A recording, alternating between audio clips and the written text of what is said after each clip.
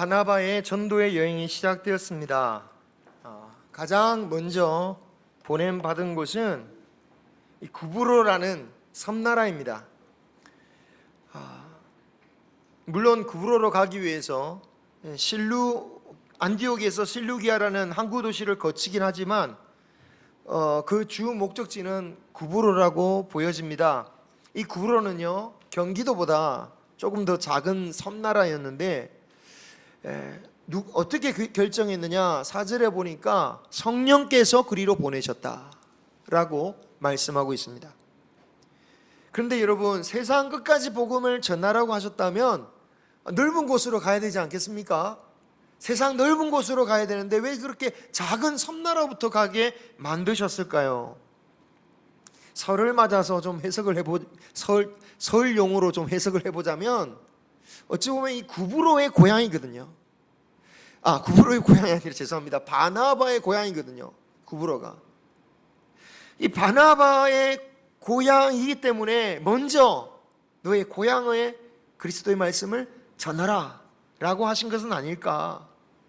로마서 9장 11장에 보면요, 이방인 선교에 힘쓰던 그 바울도 자신의 민족 이스라엘을 향한 그 애타는 마음을 고백한 적이 있습니다. 하나님의 백성이었는데 정작 복음을 받지 않는 그 안타까움을 말하면서 차라리 내 이름이 천국 그 생명책에서 지워질지라도 나의 친척과 나의 가족들이 구원받았으면 좋겠다 라고 고백했죠. 바나바도 유대인이긴 하지만 그래도 그는 헬라파 유대인으로서 자신의 고향 땅 사람들이, 자기가 잘 알고 자기가 사랑하는 그 친척들이 구원받기를 간절히 원했을 것입니다. 아마도 성령께서 구브로로 먼저 보내신 것은 이러한 바나바의 마음을 아시고 보내신 것은 아닐까, 그런 생각을 해보게 됩니다.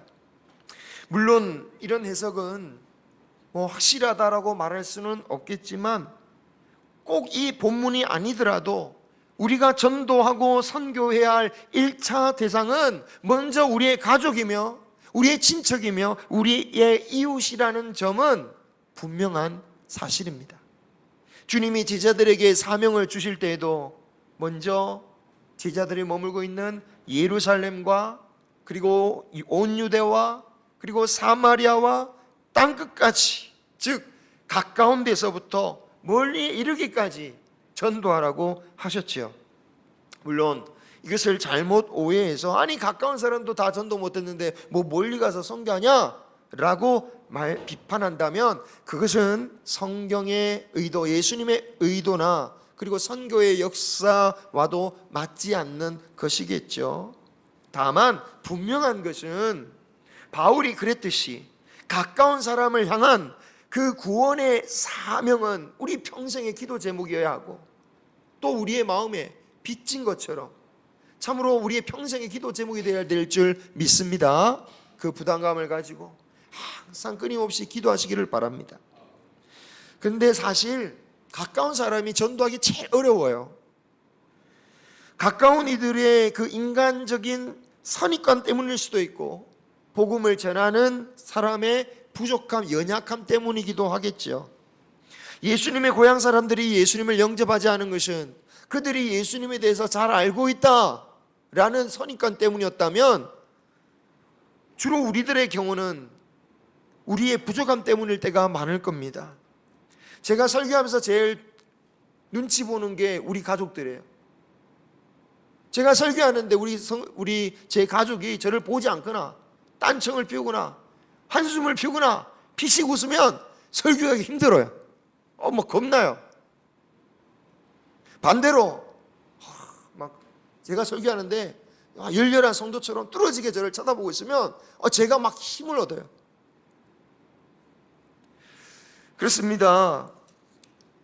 여러분, 일단 정말 두려운 것은 무엇입니까? 정말 우리의 사랑하는 그 가족들이 은혜를 받지 못하는 것, 이것이 정말 두렵고 고통스러운 것이겠죠. 나를 잘 아는 사람이 나를 인하여서 믿음을 가진다면 참 복된 것이지만, 반대로 나를 잘 알기 때문에 나로 인하여서 믿음을 가지지 못한다? 그건 정말 두려운 일입니다. 그런데 이런 것을 묵상하면서 깨달은 것은, 이렇게 사랑하는 자, 이렇게 가까운 사람들을 통하여서 하나님은 우리를 성숙하게 만드신다. 사랑하는 자에게 복음을 전하기 위해서라도 나는 주 앞에서 성숙해져야 되고, 나를 돌아봐야 되고, 그 말씀 가운데 내가 살기를 힘쓸 수밖에 없다라는 것이죠. 여러분, 아무리 말로만 자녀들에게 믿으라 믿으라고 한다고, 충성해라 충성해라 한다고 말을 듣냔 말이죠. 그렇지 않아요. 목사의 자녀들도 똑같습니다. 자녀들에게 진정한 사랑이나 이런 것들 보이지 못하면 아무리 사랑을 베풀어도 오히려 엇나갈 때가 많아요. 그래서 두려운 거죠. 막 가르치기는 하는데 혹시라도 이것 때문에 어긋나지는 않을까.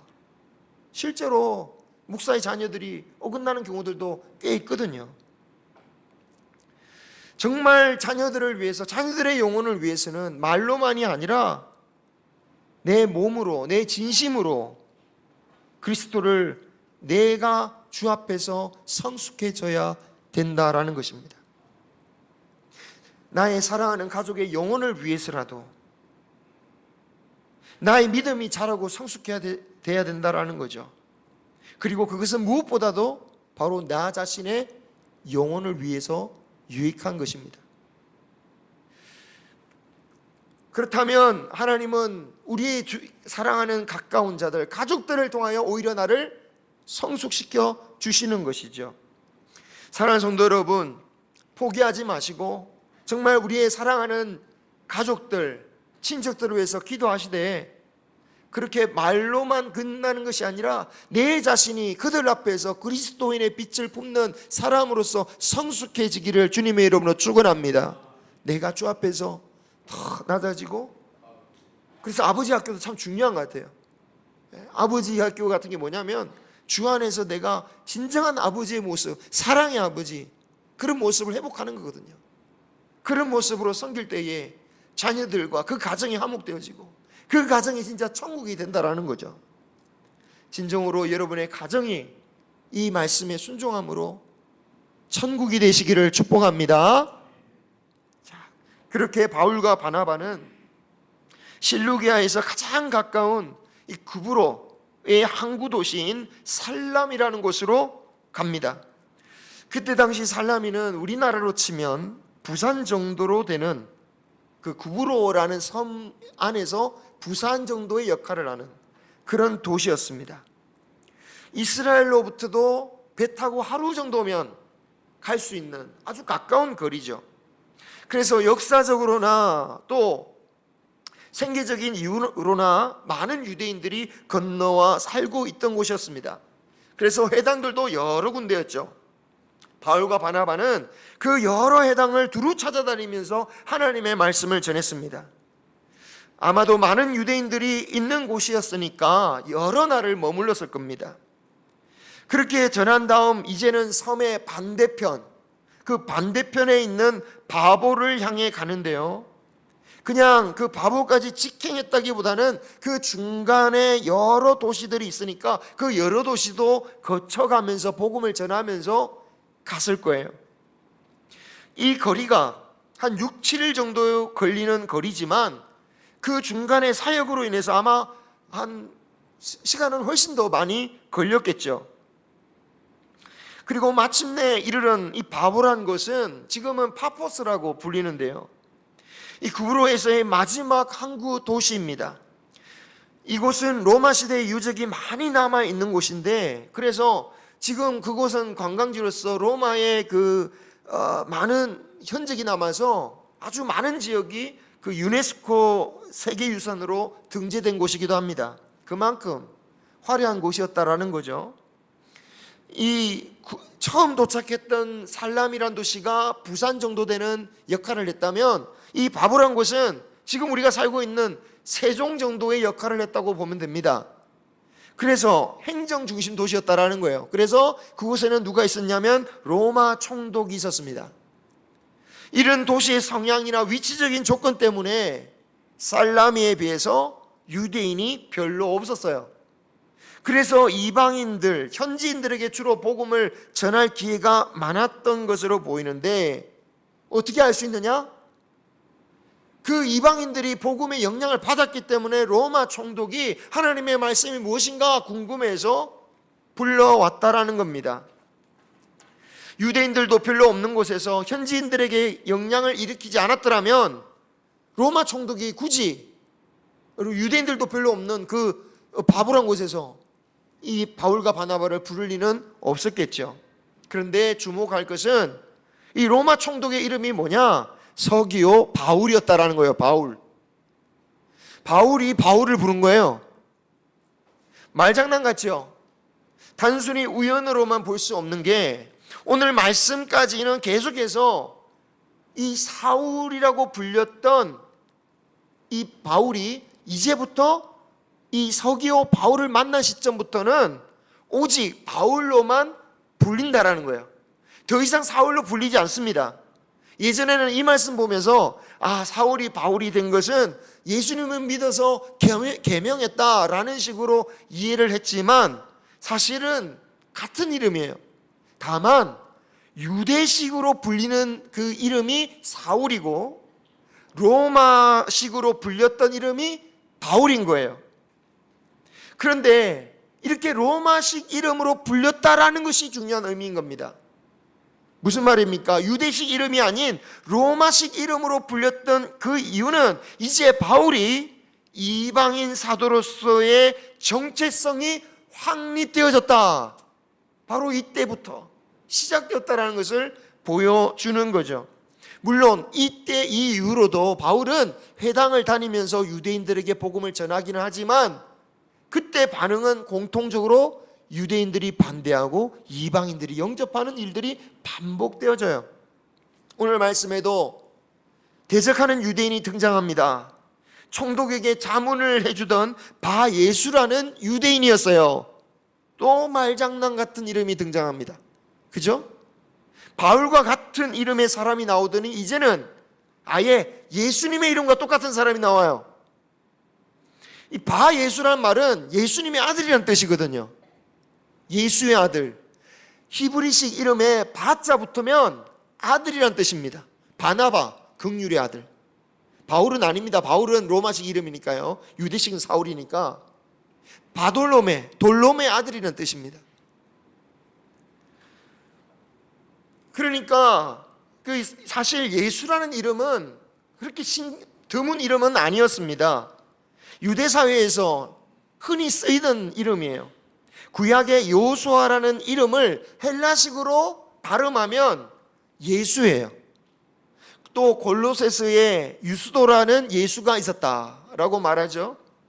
그러니까 이름 자체로는 특별한 것은 없지만 하필이면 예수님을 전하는 복음을, 그 예수 이름을 전하는 그 복음을 대적하는 자가 예수의 아들이다, 의미심장한 거죠. 그의 이름과 그의 정체성은 사실 반대되는 인물이에요. 예수의 뜻이 무엇입니까? 구원입니다. 그런데 이 사람의 이름은 구원의 아들이지만 구원과는 먼 사람이죠. 그리고 진리를 선포하는 선지자라고 불립니다. 그런데 사실은 거짓을 말하는 거짓 선지자죠. 그리고 유대인으로서는 금기시되는 마술을 행하는 사람입니다. 마술이란 게 지금 쇼적인 그런 마술이 아니라 종교적이고 무속적인 그것을 의미하는 것이기 때문입니다. 그리고 그는 엘루마라고 불렸다라고 말합니다. 엘루마는 아랍어로 마술사라는 뜻입니다. 갑자기 아랍어로 이름을 소개한 이유가 있겠죠. 이 엘루마라는 이름 자체가 우리에게는 모순적인 말이에요. 엘루마의 그 말의 원래 근본의 뜻은 지혜자라는 뜻이거든요. 현명한 사람이다. 그러니까 당시 아랍 사람들에게는 마술사가 어떤 사람입니까? 현명한 사람, 지혜로운 사람이에요. 그래서 로마 총독이 이 바예수를 그의 곁에 두고 조언을 들었던 거죠. 하지만 유대인이나 또 우리의 그리스도인의 관점에서 이 점을 치는 마술사는 지혜자가 아니죠. 오히려 어리석은 곳으로 이끄는 가장 대표적인 사람이 이 엘루마라는 것입니다. 그래서 이 바예수란 사람이 무슨 일을 했느냐? 8절을 보시면 바울과 바나바를 대적하여 총독으로 하여금 믿지 못하도록 하였다. 왜 그랬을까요? 자기 자리를 지키기 위해서였겠죠. 총독에게 그 마술적이고 주술적인 방법을 자문해 주는 자리가 얼마나 좋은 자리입니까? 얼마나 좋은 자리는 저는 최근에 들어서 더 잘 알게 되었습니다.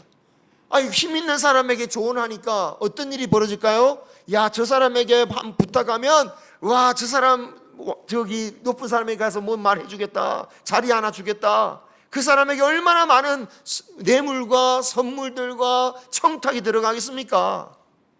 그 좋은 자리를 차지했단 말이죠. 그리고 마술사가 한둘이겠습니까? 그 자리를 노리는 사람이 한둘은 아니겠죠. 막 여러 명이 막 노려보겠죠.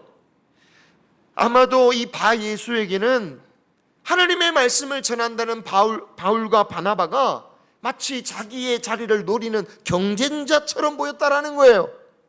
단순히 하나님의 말씀 진리를 전하는 사람이 아니라 자신의 자리를 빼앗을 수 있는 그런 사람으로 봤다라는 겁니다. 그러니 어떻게든 총독이 그 말을 듣지 못하도록 그 총독과 바나바 그 앞에서 저 복음을 대적하고 있다라는 것입니다.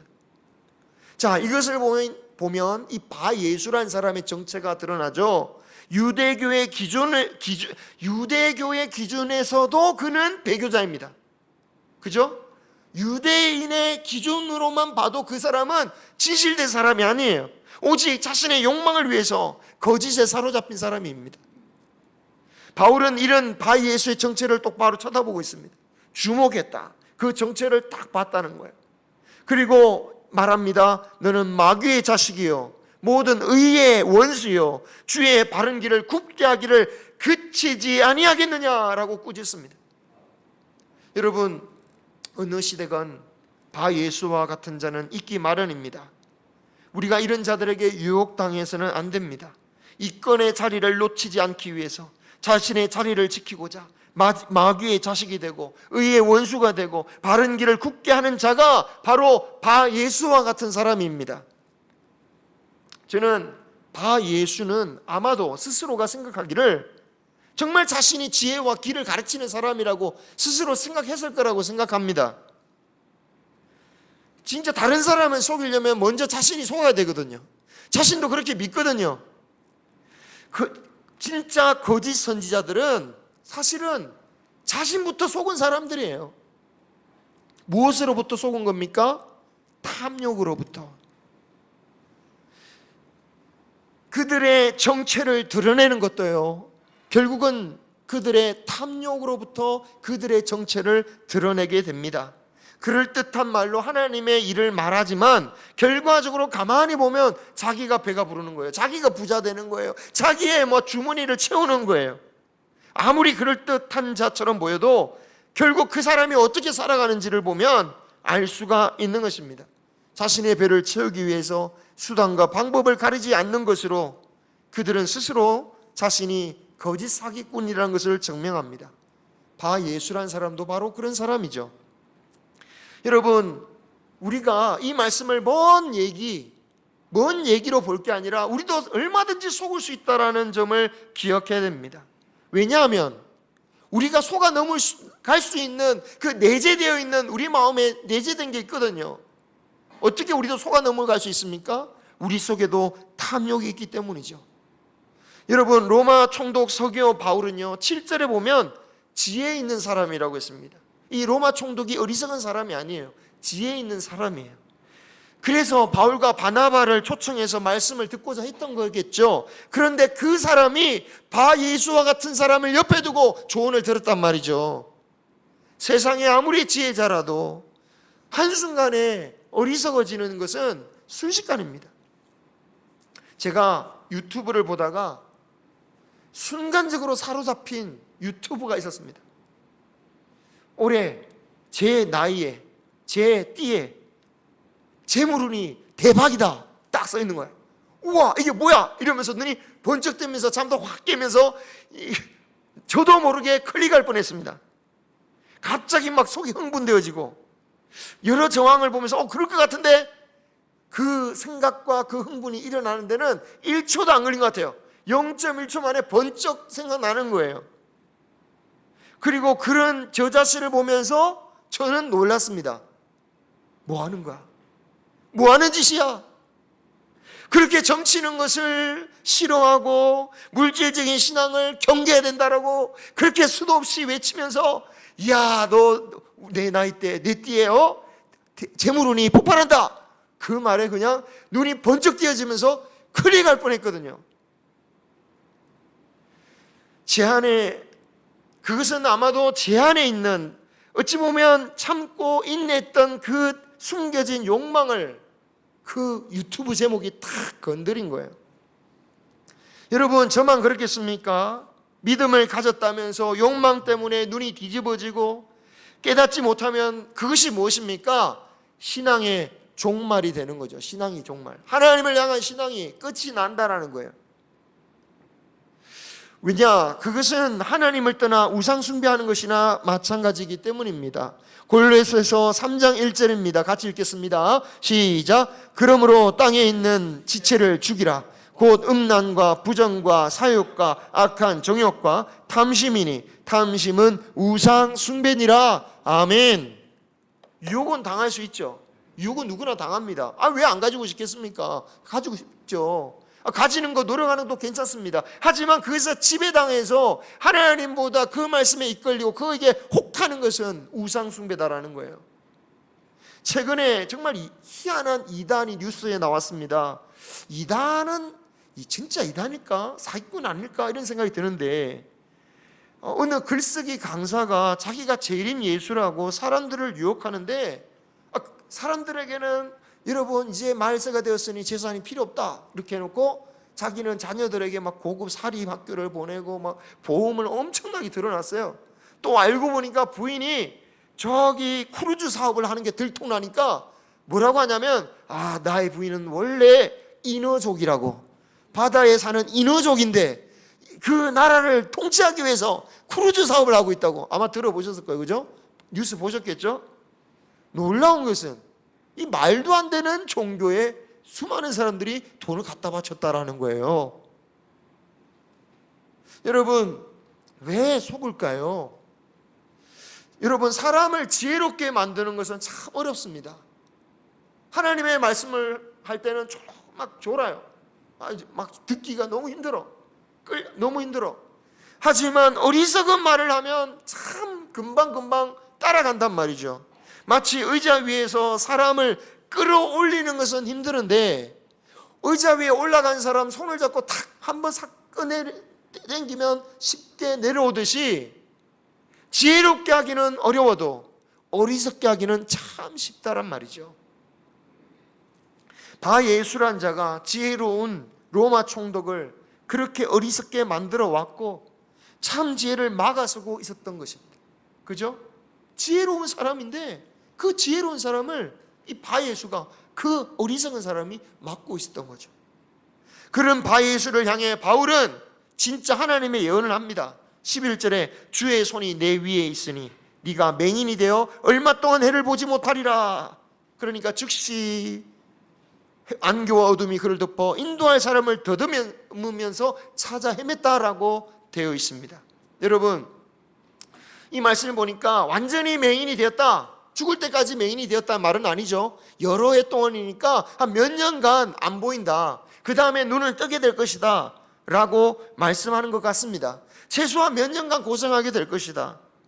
그러니까 이 심판은 영원한 심판이라기보다는 일시적인 처벌이요, 다르게 보면 깨닫게 하시는 사건이라고 할 수 있을 것입니다. 특히 지금 자신의 상태가 어떠냐, 정말 네가 지혜라고 자라고 하지만 사실은 너는 맹인이다라는 사실을 깨닫게 하는 것이겠죠. 저는 엉뚱한 생각을 해봅니다. 바울을 생각해보면 바울도 그랬거든요. 바울도 자신이 진리를 생각해서 막 교회를 핍박하지 않았습니까? 그래서 어떤 벌을 받았습니까? 눈이 안 보였어요. 그런데 바울은 3일 정도 눈이 가려졌어요. 아유, 그런 생각이 들어요. 바울 자기는 3일 동안 눈 감으면서 이 바예수는 수년 동안 눈 감으라네. 너무한 거 아니야? 이런 생각을 했는데 좀 다르긴 다르겠다. 왜냐하면 바울은 순수하게 하나님 말씀을 증거하기 위해서 그렇게 했다면 바예수란 사람은 전혀 그런 차원이 아니라 정말 악한 마음과 정말 처절히 회개해야 되는 그런 상황이었기 때문에 다를 수 있겠다라는 생각을 했습니다. 어찌됐든 우리는 이런 맹인 지도자들을 조심해야 됩니다. 자신의 눈이 어두운지도 모르고 따라오라 라고 하는 자들을 따라갔다가는 그와 함께 구덩이에 빠질 수밖에 없는 처지가 될 것입니다. 하지만 그들 탓만 할 수는 없습니다. 그런 맹인 지도자를 따라가는 것은 사실은 내 자신의 영적인 눈이 어둡기 때문입니다. 우리는 참된 복음을 받도록 눈이 열려져 있어야 됩니다. 우리 모두가 그리스도의 참된 거룩한 족속이요 거룩한 왕이요 하나님의 거룩한 제사장이라고 했습니다. 우리 모두가 하나님의 자식입니다. 하나님 말씀을 우리가 보고 눈이 열려져 있어야 된다는 거예요. 바예수가 바울의 말대로 된 것을 본 총독은 이 바울과 바나바의 하나님의 말씀을 믿게 되고 말씀을 받습니다. 그리고 그 주님의 가르치심에 놀랍게 여겼다라고 말씀하고 있습니다. 저는 이 표현이 인상적입니다. 왜 인상적이냐? 저 바예수란 자가 눈이 어두운 것에 대해서 와 놀랍다라고 하지 않고 받은 말씀 가지고 놀랐다라는 거예요. 그렇죠? 정말 이 하나님의 말씀을 보고 놀라는 역사가 우리에게 있기를 소망합니다. 이렇게 생명의 말씀이구나. 여러분, 놀랐다는 것은 알아들었기 때문에 놀라는 거죠. 그 가치를 알았기 때문에 놀라는 거죠. 가치를 모르면 전혀 알 수가 없는 거죠. 오늘 말씀을 통해서 유대인이라 예수님의 아들이라는 타이틀이 붙여졌다고 그것이 그 사람을 정의하는 게 아니다라는 것을 볼 수 있습니다. 우리는 흔히들 유대인들이 스스로 하나님의 자손이라고 하면서도 하나님의 아들을 배척했다라고 평가합니다. 그런데 그와 똑같은 모습은 아니지. 우리가 예수님의 자녀라고 바예수 예수님의 자녀라고 하면서 실제적으로는 예수 그리스도의 자녀의 모습이 아닌 그런 삶을 살아가고 있지는 않은지, 사실은 예수님을 배척하고 그 말씀을 듣기 싫어하는 것은 아닌지, 타이틀로만 하나님의 자녀가 될 것이 아니라 우리 하나님의 말씀 보고 정말 깨닫고 놀랄 수 있는 그 가치를 발견하고 천국이 보물처럼 여겨지고 이 가치가 정말 내 모든 것을 다 드릴지라도 하나도 아깝지 않을 만큼 귀하다는 것을 깨달아서 정말 천국의 삶을 구하며 살아가는, 그래서 우리 자신과 우리의 가정을 구원의 길로 인도하는 저와 여러분이 되시기를 주님의 이름으로 축원합니다.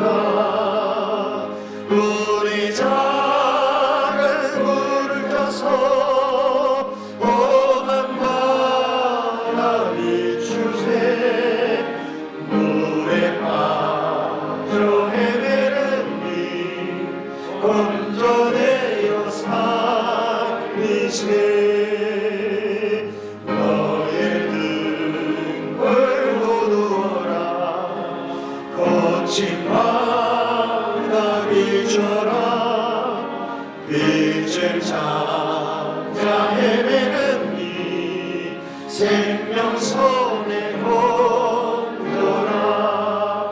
우리 작은 불을 켜서 험한 바다 비추세. 물에 빠져 헤매는 이 건져내어 살리세.